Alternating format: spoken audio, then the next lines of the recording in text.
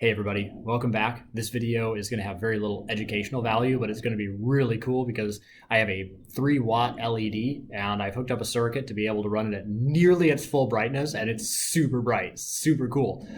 So it's a blue LED and it's meant to be running on about 4 volts when it's at full brightness. That's a lot more than the normal LED, but this is a super bright one. So I had to also run the resistors to protect it. I've got it running off of a 5-volt source.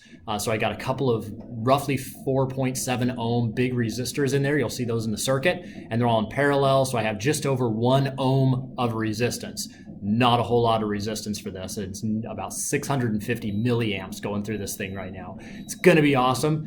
So let's check this out. I'll try it in full light of the room, and then I'm going to turn off all the lights, close the blinds and everything, so you'll be able to see how bright this thing really is. It's pretty fun. Check this out.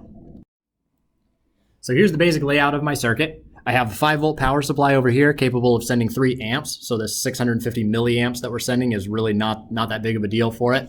I have a momentary push button here at spring return, so that way the LED isn't going to be on the whole time. These are those 4 resistors that are all lined up in parallel. They're 4.7 ohm resistors. So you put them in parallel and you've got about 1.2 roughly ohms of resistance. And I've also got a current meter. Now note that the current meter is set on the 10 amp setting. Most of the time if you run it on the milliamp setting, those are only limited to about 400 milliamps. So we probably would burn the fuse up on this thing, and I don't want to do that. So this is one set on the 10 amp fuse. If we're sending 10 amps through this LED, then we got a lot of problems. So let's check this out. Here, I'll try it in full daylight first so you can really see how bright this thing is. It's cool. And it's hard to tell because the brightness of the screen adjusts, the brightness of the camera adjusts when it's turned on. But it's a whole lot brighter than it looks like. I have to wear sunglasses to look at this thing. It's really cool. Let me go turn off the lights. Oh, also notice the current over there, about that 650 milliamps roughly. It's actually a little bit higher than that. The resistance of an LED drops as it's on longer, so it'll kind of settle out, but it actually will start a little bit higher resistance and lower current, and then the current will slightly go up a little bit as it's on. It's pretty cool.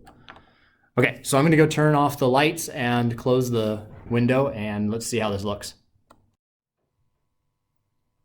Okay, so here's lights off, everything's closed. Now it's really bright. I'm gonna pick the camera up and kind of shine it around the room, give you kind of an idea of what's going on.